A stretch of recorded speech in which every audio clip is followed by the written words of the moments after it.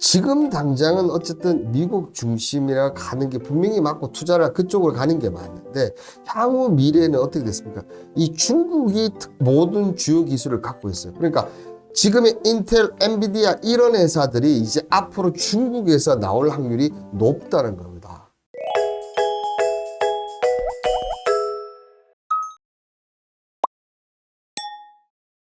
퇴근길에 편안하게 들으시면 투자에 보는 눈이 달라지실 겁니다. 자, 1강에 이어서 2강 이제 시작할 텐데요.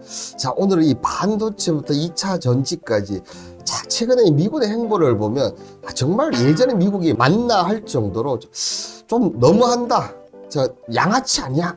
이 정도로 미국이 자국 이 우선주의를 하면서 이 중국과 정말 세계 곳곳에서 대결을 하고 있습니다. 자, 그런데 이런 와중에 최근 이 한국의 행보, 특히나 미국 중심의 이쪽에 동참하다 보니까 중국과 거리가 멀어졌어요. 그죠?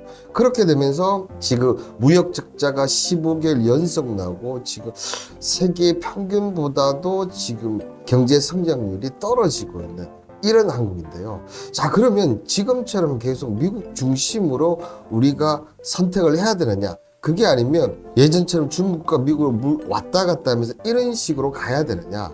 자, 오늘 이런 부분들에 대해서 좀 언급을 드릴까 하는데요. 특히나 이번 미국이 이렇게 중국 때리기를 계속하는 이유는 어떻게 보면 미국 기축통화 위협으로부터 시작이 됐거든요. 오늘 그 내용부터 정말 무시무시하는, 왜 중국을 무시무시하느냐? 이 부분 좀 마지막에 말미에 있으니까 말미까지 꼭 끝까지 한번 들어보시길 바라겠습니다. 자, 이 기축통화를 지금까지 보시면, 자, 미국 이전에는 보시면 포르투갈부터 스페인, 네덜란드, 프랑스, 영국까지, 그죠? 지금까지 기축통화는 다 유럽이었어요. 자, 그런데 언제부터 이 미국으로 넘어가느냐? 자, 언제입니까? 1921년 하면 딱 생각나는 게 여러분들 뭐가 있습니까? 자, 바로 이때 1차 세계대전이 터지면서부터 이 기축통화가 유럽에서 미국으로 넘어갔습니다. 아시다시피 이 1차 세계대전, 2차 세계대전은 정말 유럽은 전쟁터 하얗고여서 기축통화로서 역할을 할래야 할 수가 없었고, 물론 미국이 참전을 했지만 자기 땅에서 일어나지 않아. 그렇다 보니까 이 미국 중심의 사회가 재편되고 있었고 대거 만들었는데, 거기에 가장 핵심적인 역할을 했던 게 바로 이 브레튼 우즈 체제죠. 그죠? 미국 뉴햄프셔 브레튼 우즈에서 44개의 연합국 대표들이 참석하는데 2차 세계전 후에 국제통화 질서를 규정하는 협정을 체결하는데, 이게 바로 브레튼 우즈입니다. 여기 핵심이 뭐냐 하면 미 달러를 축으로 조정 가능한 고정 환율 제도를 도입했다. 그러니까 달러가 중심이 된 거야. 여기에 뭐 파운드, 그 다음에 원화, 엔화, 모든 것이 미국을 중심으로 해서 그러니까 당연히 미국이 기축통화가 된 거죠. 자, 이런 부분들이 어떻게 보면 1971년 닉슨 미 대통령의 달러 금태한 정치선으로 이제 변동환율 제도가 이행되면서 사실 브레튼 우즈 체제가 무너졌죠. 그러면 달러도 이제 무너지는 거 아니야? 이렇게 했을 건데, 이때 또 때마침 미국이 또 하나 한껏 했지 않습니까? 여러분들 잘 아시는 바로 이 페트로 달러입니다. 그죠?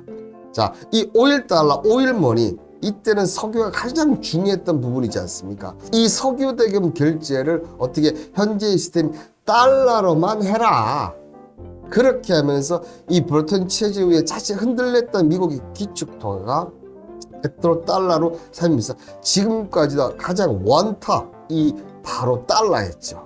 자, 그러면서 이 1990년대 각국의 이 주요 무역 파트너를 보시면, 자, 역시나, 그죠? 미국 주위에 가장 많아요. 그죠? 미국 주위에 가장 많고, 미국을 위시해서 옆에 일본을 해서 이렇게 아시아는 일본을 담당하고 미국은 전 세계를 담당하면서 역시 압도적인 무역 파트너를 보유한 것이 미국이었고, 유럽 쪽에서는 지금 보시면 독일과 프랑스가 경제 패권이 가장 컸죠. 그래서 이 독일과 프랑스를 중심으로 해서 옆에 영국이 나오고 이탈리아에 나오고 이런 식으로, 어쨌든 유럽 쪽은 이렇게 그 유럽을 제한적으로 미국이 이렇게 경제 패권을 잡았습니다. 이 당시 보시면 중국 같은 경우는 공산국가 몇 나라하고만 무역 파트너를 할 정도, 정말 미약했죠. 근데 불과 30년 만에, 다음 사진 보면 깜짝 놀라실 겁니다. 2020년대 각국의 주요 무역 파트너를 보면 지금 보이십니까? 90년대는 이게 미국이 이렇게 했지 않습니까? 지금 어떻게 됐습니까? 모든 무역 파트너가 중국을 중심으로 중국에 가장 많은 파트너를 갖고 있으면서 미국이 여기서 연결을 시켜서 이렇게 어떻게 보면 유럽보다 더 줄어들 정도로 미국의 세계 무역 1등제를 늘어뜨리고 중국이 지금 이렇게 커버린 거예요. 미국 입장에서는 중국 저거 아직까지는 그래도 뭐 이 현실적으로 봤을 때는 중국보다 미국이 더 크다고 생각하고 우리가 그렇게 알고 있지 않습니까? 근데 무역 판도는 이렇게 달라진 거예요. 그러니까 중국 입장에서는 긴장할 수밖에 없는데요. 자, 그럼에도 불구하고 우리 기축통화라든지 제일 원패권 국가를 보면 항상 또 나오는 게 뭐 군사력이지 않습니까? 이 군사력 부분을 비교를 해보면 아직까지 병력을 제외하고는 미국과 중국 보면 국방비부터 뭐 전투기, 폭격기, 항공, 뭐 핵탄도 아직까지는 군사력은 미국이 압도적으로 위에 있다. 이게 중국이 커도 너무 커버렸죠. 현재 추세로 이렇게 GDP를 본다면 지금 어떻게 됐습니까? 이 논란에 관련해서 뭐 절대로 따라하지 못할 거다. 지금 이 차트대로 가지는 않는다 하지만 지금 추세를 보면 어떻게 됩니까? 2030년 이후에는 GDP가 미국이 중국한테 추월을 당합니다. 어떻게 보면 지금까지는 무역 정도만 했었지만 이제는 GDP까지도 결국은 미국이 중국한테 잡힐 지경에 달했다. 자, 이런 입장에서 지금까지 미국은 수많은 패권 국가에 올라서는 나라 다 죽여서 올라왔어요. 지금까지 살아남았잖아. 세계대전 이후에 여러분들 가장 미국과 맞선 나라가 어떤 나라입니까? 구소련이지 않습니까? 그러면서 공산주의, 민주주의 이 국면을 만들면서 소련 체제를 아예 무너뜨려 버렸죠. 그래서 그 다음에 이제 일본이지 않습니까? 일본이 반도체를 중심으로 해서 전 세계 일본의 부동산을 하면 뭐 미국 땅 절반을 산다 하면서 막 이렇게 일본이 급부상하니까 어떻게 했습니까? 플라자 합의로 딱 죽여버리면서 무너뜨려 버렸지 않습니까? 그런 것처럼 이 미국은 항상 자기 패권과 기축통화를 위협하는 국가를 항상 제거하면서 오는데 이제 그 타겟이 중국이 된 거죠. 그러면서 이 미국이 어떻게 시작했냐면 여러분들 기억나실 거예요. 2018년도 그죠?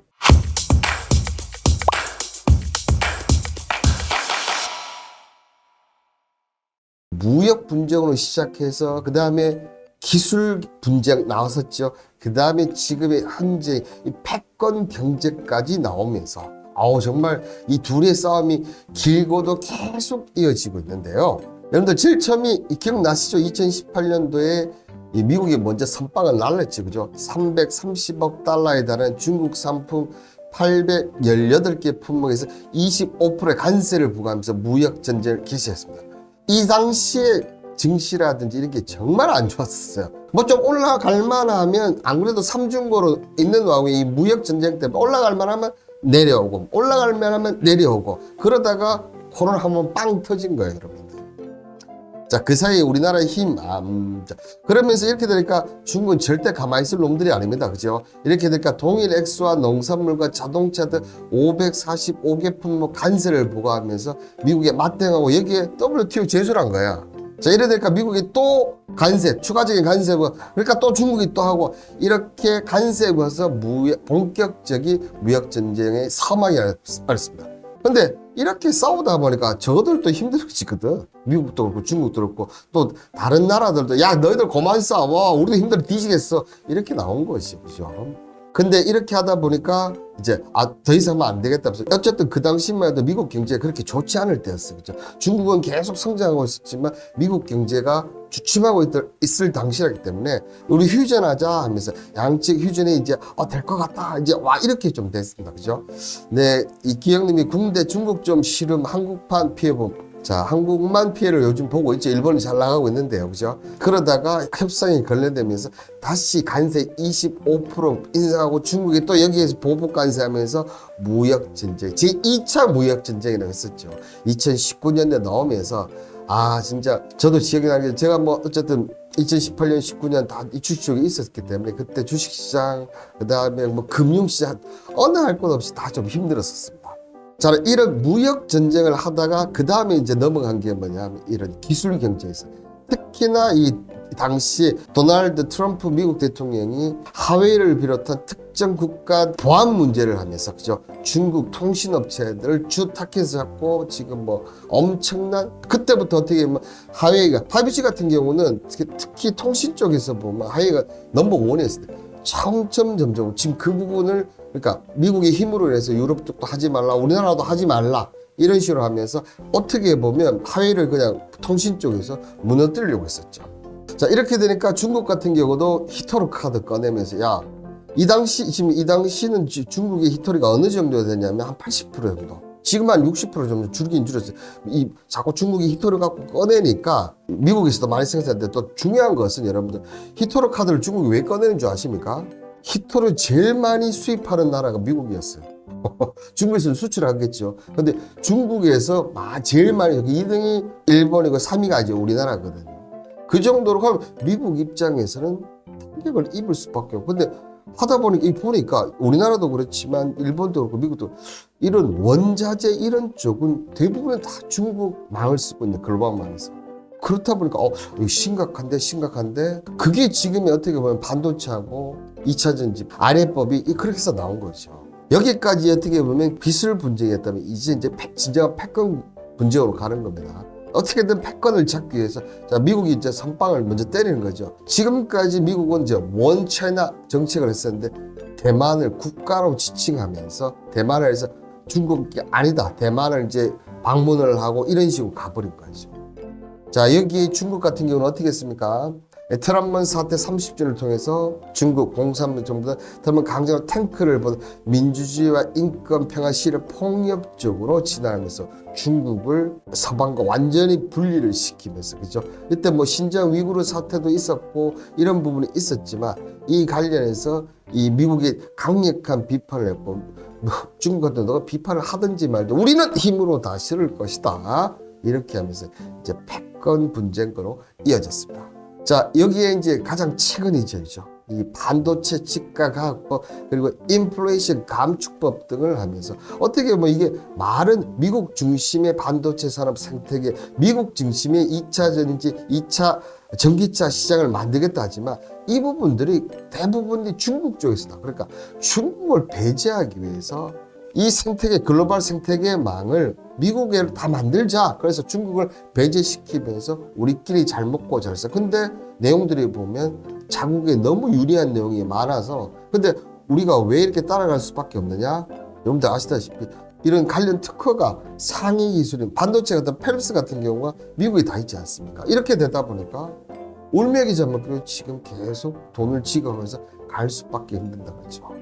미국의 이런 행보를 보이는 가운데 중국은 어떤 행보를 보이냐? 자, 중국은 그런 가운데 뭐 서방이나 이런 나라하고 하고는 있지만 중동을 건드리는 거예요. 미국이 이 가장 기초 물자를 석유에서 반도체로 바꾼과 동시에 이제 어떻게 보면 사우디는 좀 내쳐졌다고 할까요? 특히 또 이 바이든과 빈 살만의 사이가 너무 안 좋습니다. 그죠? 이 부분에 한번 전에 방송이니까 한번 찾아보시고 이 중국 시진핑은 오히려 이제 중동을 건드리면서 야 우리가 너가 석유 엄청 많이 사주고 야 빈살만 너 지금 돈 부족한 우리 돈 또 투자를 할 테니까 우리랑 거래하면서 오일 석유, 오일 달러 말고 오일 위안화로 하자. 시진핑이 이번에 만나서 처음으로 이렇게 위안화 언급을 좀 했었거든요. 그래서 페트로 위안화를 어떻게 보면 미국이 기축 동화를 했던 부분들을 그대로 지금 따라가면서 그죠? 이런 행보를 지금 보이면서 미국과 중국은 소리 없는 전쟁, 대놓고 지금 전쟁을 하고 있습니다. 현실적으로 미국과 중국 현재 비교 우위를 한번 우리가 본다면 자, 최인찬님이 바이든 미스터 에브리 땅의 힘을 잘 몰랐나 괜히 건드렸어. 이번에 실무자회담 때 보니까 더 심해질 것 같아. 네, 더 심해질 것 같은데 근데 냉정하게 우리 한번 평가를 해보자고. 냉정하게 좀 평가를 해보면 전 세계 GDP 대비 미중이 차지하는 비교를 보시면 정말 예전에는 엄청난 차이라서 20%가 넘는 차이가 났어요. 근데 지금 이게 미국은 점점 밑으로 오고 중국은 점점 올라가면서 어떻게 지금은 채 10%도 차이가 나지 않습니다. 이만큼 중국이 지금 많이 따라와서 특히나 이게 전 세계 GDP 대비잖아요. 그만큼 중국이 지금 빠르게 성장하고 미국 화폐에 있다. 그렇지만 아직까지는 미국이 더 중국보다는 앞서고 있다. 그죠? 두 번째는 이 미중 C&NC 스코어 추이 비교인데요. 이 C&NC는 어떻게 보면 종합국력지수라고 보시면 되겠다. 종합국력지수. 자, 이 종합국력지수는 보시면 엎치락뒤치락 이렇게 하다가 지금 오히려 2010년대 이후부터는 지금 가면 갈수록 중국이 훨씬 더 압도적인 스코어로 지금 올라간다. 종합국력지수는 지금 중국이 앞서 나가기 시작했다. 그죠? 다음 거는 보면 구매력 평가 기준 미중 GDP 비교를 보시면 지금 보시면 2010년도 중반 이후부터 어떻게 했어요? 중국이 앞서. 그러니까 전 세계 대비해서 구매력이 뭔가 물건을 사는 그러니까 외국에 투자하거나 이런 쪽에서 드디어 미국보다 중국이 앞서기 시작. 그러니까 중국이 지금 뭐 141라도 그렇고 151라도 그렇고 지금 많은 더 투자도 많이 하고 돈을 많이 뿌리는 이유가 이 구매력 평가 PPP가 훨씬 중국이 지금 이제 앞서가고 있고 이게 차이가 더 늘어나고 있다. 참 중국이 많이 따라왔어요. 그죠? 자, 그리고 전 세계 총 군사비 대비 미중 군사비 비중 추이를 보시면 자, 이 부분은 역시나 아직까지 그러니까 군사력 지금 많이 좀 조금 줄기는 줄겠지만 그래도 아직 군사력만큼은 미국이 압도적으로 우위에 있다. 이렇게 이게 어떻게 보면 중국이 경제적으로 앞설 수 있어. 근데 군사력만큼은 미국이 압도적이잖아. 그러면 중국이 경제적으로 뭔가를 할 수는 있지만 군사력이 뒤지기 때문에 대놓고 큰 소리 하거나 막 이렇게 하기가 쉽지가 않다는 거죠. 그죠? 자, 그리고 GDP 대비 미중 R&D 투자 비중 추이를 보면 지금 폭은 점점 줄고 있어요. 그죠? 폭은 점점 줄고 있는데 아직까지는 자, 그러니까 PPP는 아직까지는 중국이 이제 넘어섰는데 이 R&D 미래에 대한 투자 비중 추이는 어떻게 됐습니까? 아직까지는 미국이 앞서고 있습니다. 근데 이 부분은 저는 조만간 좀 변할 수 있지 않는가 좀 생각이 들고요. 자, 그리고 다음이 이제 미중의 통치 실효 비교입니다. 자, 이 부분도 보시면 이렇게 차이 나는 부분이 많이 줄기는 줄고 중국이 올라오고 있고 미국은 내려오고 있어. 그럼에도 불구하고 통치 실효성은 아직까지 미국의 힘, 그러니까 이 말은 즉슨 미국의 힘이 아직까지는 전 세계로 더 크게 먹히고 있다는 것을 의미하고 있습니다.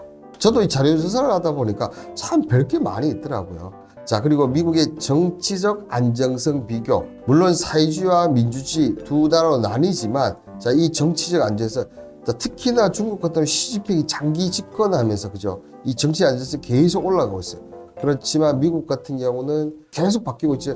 트럼프에서 지금 바이든, 다음 대선 또 바이든이 재선을 한다는 보장했고 오히려 지금 지지율이 좀 떨어지고 있어요. 자, 이런 부분 보면 이 부분도 지금 미국이 앞서고는 있지만 조만간 역전을 할 가능성이 지금 점점 높아가고 있습니다. 그죠? 자, 그리고 미중 이제 진위계수 추이를 보시면 자, 진위계수는 어떻게 보면 불평등, 중상층 이런 부분을 나타낸 대표적인 지표라고 보여지는데요. 자, 이게 엎치락 뒤치락 이렇게 하다가 지금 결국은 다시 미국이 불평등이 어떻게 됐습니까? 아직까지는 이렇게 돼 있다는 거죠. 아직까지는 미국이 조금 더 높다. 자, 그리고 자, GDP 대비 미중 중앙정부 부채 추이를 보면 특히나 미국 같은 경우는 물론 중국도 올라오곤 했지만 미국의 속도가 너무나 가팔라요.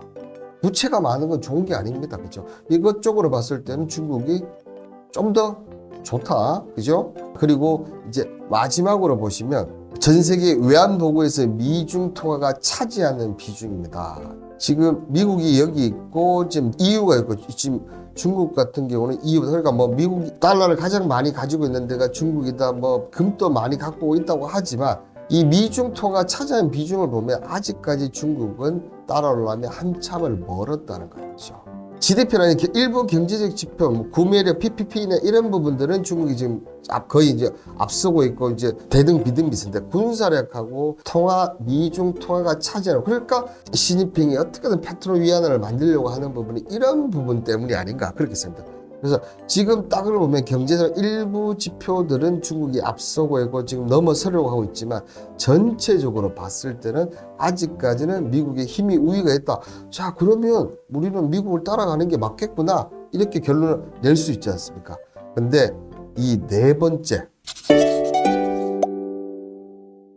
미래의 글로벌 기술 경쟁을 보시면 여러분들 와 깜짝 놀라실 거예요. 저도 이 자료를 보다 보니까 정말 이 정도까지? 이건 아니지 않나? 자, 이렇게 생각했는데 최근에 보면 호주 전략정책연구소의 보고서의 내용을 보면 미래 파워를 위한 글로벌 경쟁, 이 기술 경쟁에서 미국이나 서구 국가들이 중국에 지금 밀리고 있다는 겁니다.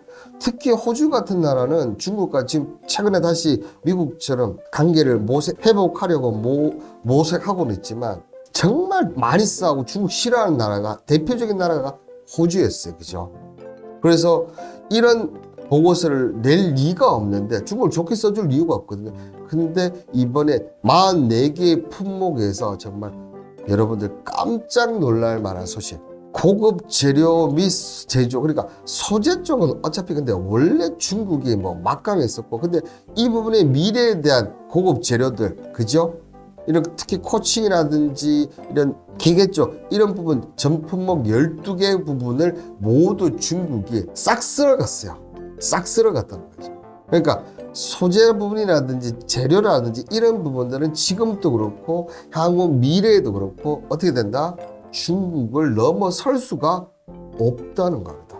그러면 원자재는 소재 쪽을 등을 진다? 이러면 이 소재나 제조, 재료 이런 부분들은 우리가 하나도 가져갈 수도 없고 그게 안 된다면 반도체 같은 종합이라든지 자동차 이런 거 우리가 만들 수가 없다는 얘기가 됩니다. 여러분들.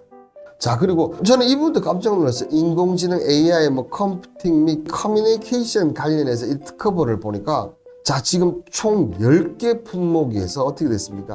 7개. 야, 우리가 지금까지 생각했던 걸 보면 AI라든지 컴퓨터, 커뮤니케이션 늘 챗GPT도 그렇고 구글 바드도 그렇고 요번에 최근에 이제 공간 컴퓨팅 같은 경우는 이제 애플의 비전 프로가 나왔지 않습니까? 이런 것들 다 당연히 미국이 압도적으로 계속 미래를 성장하시는 줄 알았는데 지금 보시면 3대 7이에요. 완전 얘기가 다르다는 얘기예요. 미래, 그러니까 지금 어떻게 보면 우리가 왜 반도체법 할 때, 그죠? 반도체법 할 때 왜 거기 가서 그렇게 지금 어떻게 보면 상당히 미국이 무리한 요구를 많이 했지 않습니까? 일정 부분 이상 되면 이 공유를 하자. 야, 너 어떻게 할까? 공장법 이런 거 하는 거 그것도 비밀을 공유를 하자. 이런 말도 안 되는 상황을 하는데 여러분들 지금 미래에는 특히 반도체가 파운더리 메모리, 그 다음에 페립스, 제일 위에 상위 버전이 페립스지 않습니까? 근데 이 페립스를 90% 이상이 미국이 갖고 있다 보니까 TSMC라든지 삼성전자가 일로 갈 수밖에 없는 거예요. 근데 지금 미래의 인공지능 컴퓨터, 미래가 다 AI 사는 건 누구나 다 알고 있는 사실인데 지금 어떻게 됐습니까? 이쪽에 지금 중국이 미국을 3대 7로 앞서고 있다고 보시면 돼요. 자, 그리고 어떻게 보면 친환경이나 에너지 관련 쪽 미국이 제일 앞서 중국은 후진국이 거기는 아직 택도 없지 이렇게 생각했지 않습니까 여러분들? 근데 그게 아니에요. 지금 보시면 이 하이드론이라든지 일렉트릭 배터리 거의 모든 에너지와 함께 친환경 쪽에 지금 압도적으로 중국이 앞서고 있어요. 신기할 정도입니다. 정말 저 이 에너지 환경 쪽 보고 제일 좀 놀라. 컴퓨터도 그렇지만 에너지 환경 쪽도 보고 전 품목이 전부 다 탑5 컨트리가 다 중국입니다. 자, 여기에 또 미래의 가장 핵심 기술, 이 양자 암호 기술 있지 않습니까? 이 양자 암호 기술에서도 4개 품목 중에서 3개 품목을 중국이 지금 1위를 차지하고 있습니다. 이 양자 암호는 어떻게 보면 AI 반도체부터 시작해서 암호화폐, 블록체인, 이게 핵심 보안이거든요. 메타버스부터 시작해서 이 모든 것이 가장 빠르고 그리고 성장할 수 있는 게 벌써 이 양자 기술인데 이 양자 기술도 전 당연히 미국이 1등을 하고 있을 줄 알았는데 자, 이 품목을 보시면 어떻게 됐습니까? 퀀텀 센서부터 퀀텀 커뮤니케이션, 포스트 퀀텀, 퀀텀 컴퓨팅까지 자, 퀀텀 컴퓨팅을 제외하고는 세 분야 모두 중국이 1위를 하고 있습니다. 여러분들 미국이 아니라 1위를 중국이 하고 있다는 거죠. 자, 여기에 이제는 여러분들 바이오 쪽의 대부분 회사들은 보면 시가총액들은 이런 부분들 1, 2 회사 전부 다 미국이나 유럽 쪽에 있었거든요. 근데 향후 미래의 바이오는 어떻게 됩니까? 지금 중국이 여기에서도 미국을 앞서고 있다는 겁니다. 기가 막히지 않습니까, 여러분들? 이 정도로 지금 중국이 산업 모든 전반 분야에서 지금 미래의 특허 부분을 미국보다 앞서고 있다는 겁니다. 자, 여기에 감지, 타이밍 같은 경우는 뭐 동조화 이렇게 보시면 될 것 같아요. 및 내비게이션 시장에서도 지금 한번 보십시오. 포토닉 센서 같은 경우 지금 중국이 42.72%고 미국이 15.52%밖에 안 돼요. 이 정도 압도적으로 지금 중국, 예전에 미국이 보여주는 이 압도적을 지금 중국이 미래의 기술, 이 특허 부분을 모두 지금 잠식해가고 있다는 겁니다. 자, 그리고 마지막이 특히 앞서 보시면 국방 부분은 아직까지 미국이 제일 건재했던 부분이지 않습니까? 근데 보시면 국방, 우주도 보면 늘 얘기 나오는 게 뭐 일론 머스크 우주산업 다 중국 중심 나서 로봇 다 이런 것도 다 이쪽에 있다고 생각했는데 지금 보시면 6개 품목에서 4개 품목을 중국이 1등을 하고 있습니다. 야, 그러면 미국이 미래에서 지금 이기고 있는 분야가 하나도 없어요, 지금. 여러분들. 그래서 지금은 당장은 예전에 그 미국이 갖고 있었던 그런 높은 기술과 특허를 갖고 있었기 때문에 당연히 미국 중심을 움직이고 있는데 향후 이게 정말 불과 10년 뒤에 20년 뒤에 이런 신흥 기술들 중요 신흥 기술 44개 중에 뭐 압도적으로 중국이 37개를 1위를 달리고 있고 미국이 7개 1위를 달리고 있습니다. 저는 제일 처음에 바뀐 줄 알았어요. 중국이 7개고 미국이 37개 이렇게 생각하고 있었는데 지금은 37대 7. 압도적으로 중국이 이 가장 중요한 신흥 기술을 중국이 미국을 훨씬 더 추월하고 앞서 나가고 있습니다. 그렇다고 본다면 그럼 이게 뭐 투자하고 무슨 상관이 있어? 지금 당장은 어쨌든 미국 중심이라 가는 게 분명히 맞고 투자를 그쪽으로 가는 게 맞는데 향후 미래는 어떻게 됐습니까? 이 중국이 모든 주요 기술을 갖고 있어요. 그러니까 지금의 인텔, 엔비디아 이런 회사들이 이제 앞으로 중국에서 나올 확률이 높다는 겁니다. 자, 그렇다면 지금은 뭐 엔비디아나 테슬라 이런 쪽 관련 기업들 연결만 되면 주가 빵빵 뜨지 않습니까? 이제는 그게 아니라는 거예요. 미래에는 중국과 연결된 기업들, 이런 기업들이 주가가 빵빵빵 성장하고 크게 갈 수가 있다는 결론이 나온 겁니다. 여러분들. 그렇지 않습니까? 자, 그렇다고 본다면, 자, 지금 미중 무역 적자가, 미중 뭐 오늘 기사 보니까 미국 경제 이쪽이 이제 무역 적자가 이제 흑자로 돌아선다. 그 다음에 그렇기 때문에 뭐 중국과는 교류를 안 줄어들더라. 중국 중심에서 벗어나야 된다 하고는 있지만, 현실은 미래는 그렇지 않다는 걸 보여주고 있다는 겁니다.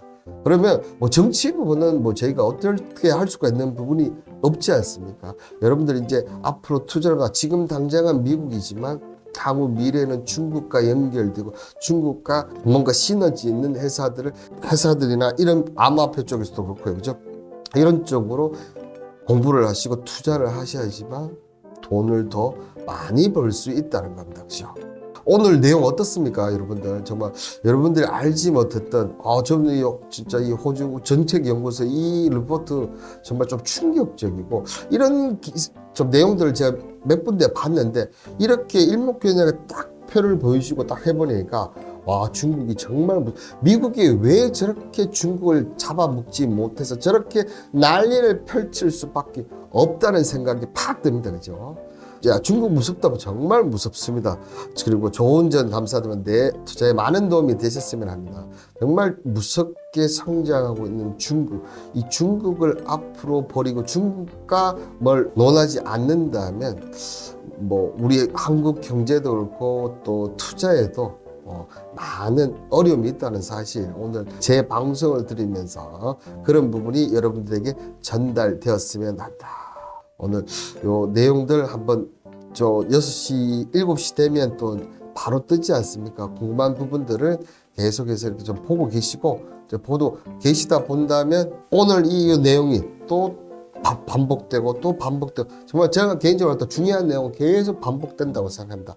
이런 반복이 연속이 되면서 그게 하나 둘씩 머리에 꽂히신다면 내가 생각했던 기존의 투자 방법, 내가 정말 잘못했구나. 그리고 내가 너무 단편적인 부분만 보고 내가 지금까지 매매를 했구나. 그리고 이런 큰 흐름, 이런 미래의 흐름, 지구온난화 그다음에 엘니뇨 때문에 왜 친환경적 사업이 될 수밖에 없다는 걸 여러분들 알게 되었지 않습니까? 그런 것처럼 지금 이런 투자에도 분명히 미래의 변화가 오다. 그 미래의 변화에 빨리 따라가는 사람들이 결국은 크게 수익을 하고 투자가 잘 하시는 분이 되지 않을까 생각이 듭니다. 자, 오늘 요 지금 미중 관련해서 왜 중국을 우리는 계속 지켜봐야 되고 중국과 해야 되는지 아마 이런 부분에서 좀 도움이 됐지 않나 생각됩니다. 자, 오늘 하루도 수고하셨고요. 여러분들 투자 도움이 되는 투자캠퍼스 홍반장 저는 다음 주 화요일 저녁 6시에 만나 뵙도록 하겠습니다. 다들 주말 잘 보내시길 바라겠습니다. 감사합니다.